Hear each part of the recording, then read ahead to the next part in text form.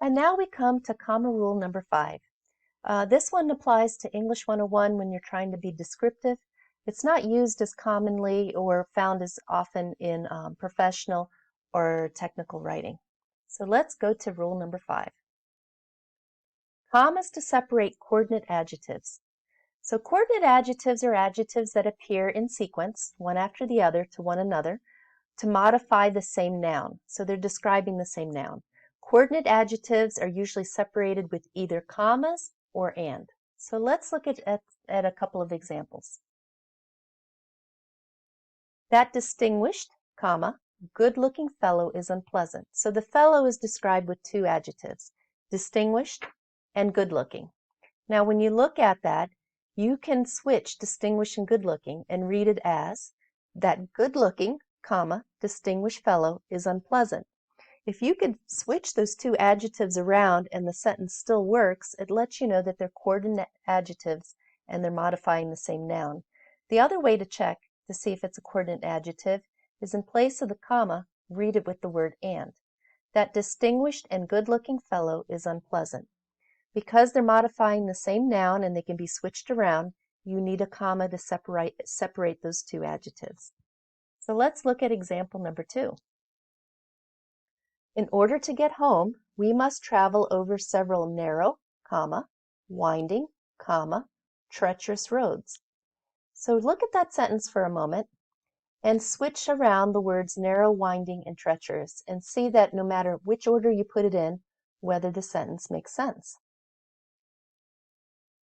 And after you've done that, you will notice that it doesn't matter which order because each one of them is describing roads. So they are coordinate adjectives. They're all describing the same noun. So you put a comma between each of them. So now let's do practice number 5. This is a good point to go and pause the video. After you've completed practice number 5, please resume the video.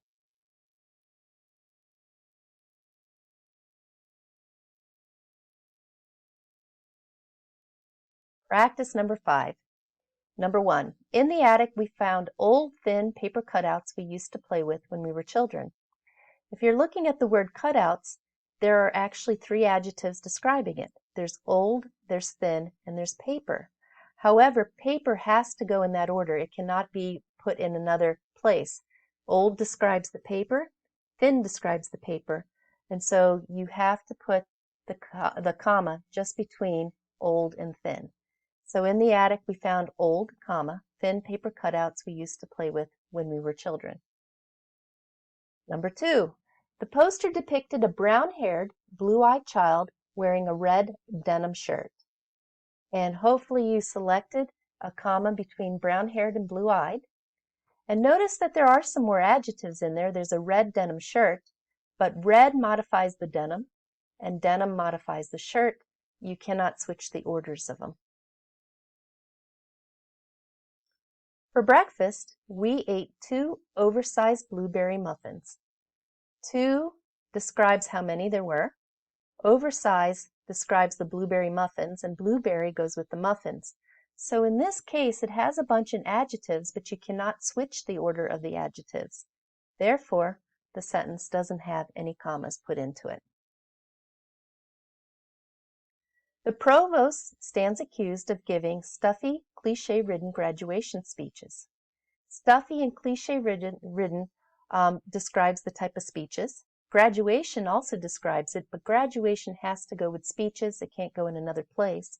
So the comma goes between stuffy and cliche-ridden. And finally, number 5. We bought 24 boxes of mouth-watering peanut butter Girl Scout cookies. And there's a lot of adjectives in there, but if you go and try to move them around, the sentence sounds clunky because the modifications are out of whack.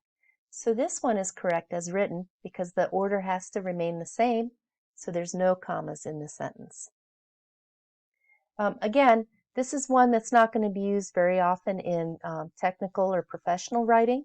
However, in English 101 and English 102, when we're asking you to be a little more detailed and descriptive, it's possible you might run into this rule.